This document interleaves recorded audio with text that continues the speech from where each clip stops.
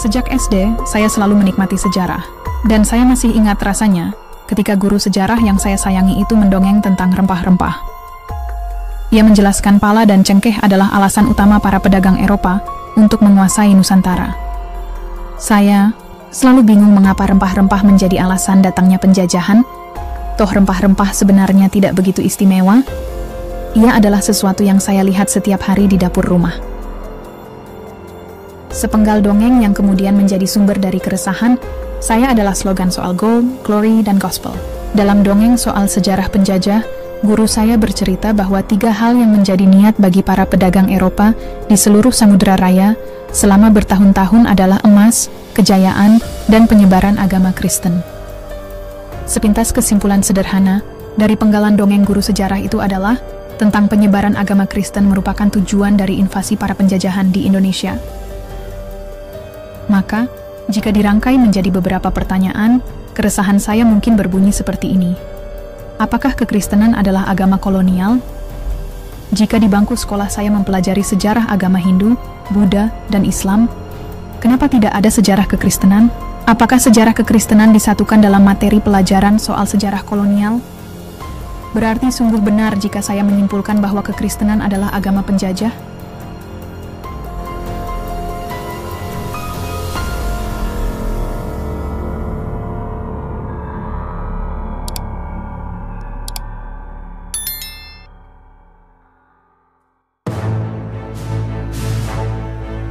Datangnya arus pertama kekristenan di Indonesia.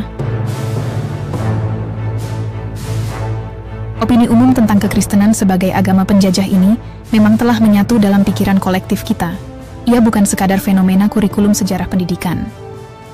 Mari lihat pandangan umum dari 2 artikel yang berjudul "Sadarlah, Kristen adalah agama penjajah yang masuk Indonesia melalui penjajahan" dan 3 misi kristenisasi yang dijalankan bangsa penjajah di Indonesia.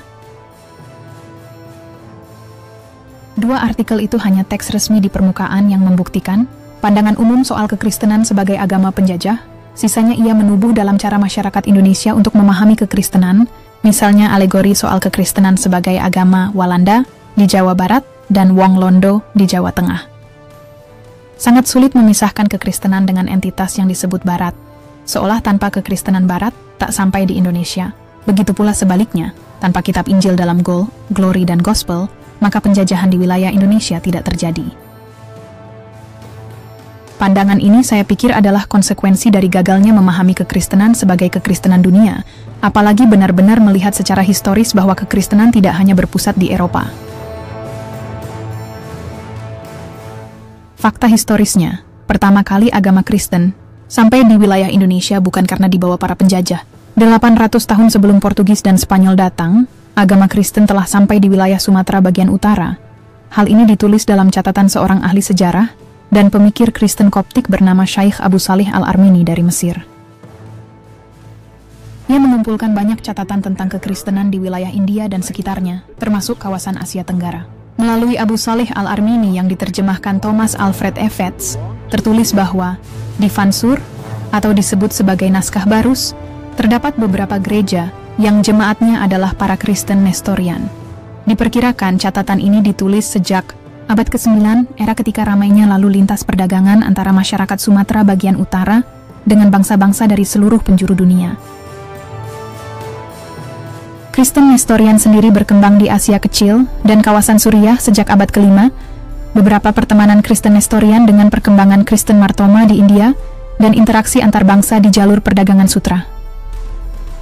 Masuk akal bahwa sejarawan Karel Steenbrink menuliskan arus pertama kekristenan di wilayah Indonesia berasal dari interaksi global antara masyarakat Nusantara, khususnya dalam jalur perdagangan maritim sutra di abad ke-8 dan 9. Dalam kajian sejarah Indonesia, jalur yang ditulis Steenbrink bisa disebut rempah-rempah, karena komoditas utama yang diperdagangkan di Nusantara bukanlah sutra melainkan rempah-rempah.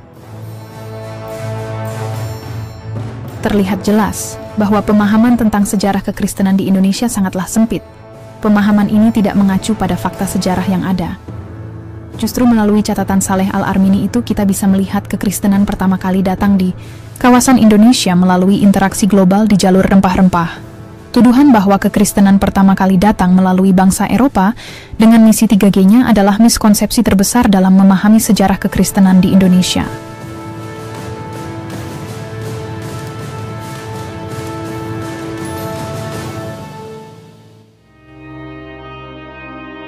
Menyoal teologi penaklukan dan kuasa kolonial di Indonesia. Dalam konteks ini, saya pikir kita perlu benar-benar mengurai benang kusut amnesia sejarah. Sebabnya, jelas ada perbedaan antara kekristenan sebagai kepercayaan yang global dan kekristenan sebagai aparatus kekuasaan kolonial. Memang dalam sejarah kolonialisme, ada sebuah pola diskusi tentang teologi Kristen Eropa arus utama yang melegitimasi invasi, penjajahan, dan segala upaya penaklukan. Diskusi teologi semacam itulah yang Enrique Dussel menuliskan sebagai teologi penaklukan, bahwa bangunan peradaban Kristen Eropa yang dominan di abad 17-20 didasari oleh sebuah ontologi dominasi ketika mereka memandang budaya lain sebagai primitif untuk melegitimasi dirinya sendiri sebagai yang adiluhung. Klaim soal bangsa tak beradab yang perlu diperadabkan melalui kerja dari kristenisasi ini menjadi hal kunci untuk memahami teologi penaklukan. Dalam sejarah wilayah Indonesia pada abad 18-19 Masehi, Persatuan Misionaris Belanda sempat menjadi aparatus kekuasaan kolonial. Ia sejalan dengan rangkaian invasi kolonial terhadap masyarakat Indonesia. Dorongan para misionaris untuk menginjili pada masa itu bukan semata-mata untuk menyebarkan ajaran Kristen, tetapi untuk memperadabkan bangsa primitif di tanah jajahan. Buktinya banyak arsip-arsip serikat misionaris Eropa yang membingkai masyarakat Indonesia dalam istilah Onbeschaafde Volken atau masyarakat tak beradab pada tahun 1891. Modernisasi, kolonisasi, dan kristenisasi pada era itu berjalan berdampingan untuk tujuan memperadabkan masyarakat Nusantara, apalagi dengan klaim masyarakat Nusantara sebagai bangsa primitif. Baik para misionaris, pemerintah kolonial, dan elit politik lokal berusaha keras mempertahankan klaim-klaim itu. Sementara masyarakat Nusantara yang dikatakan primitif memiliki ritme kebudayaannya sendiri, mereka juga memiliki tatanan sosial politik, kepercayaan, dan sistem ekonominya sendiri.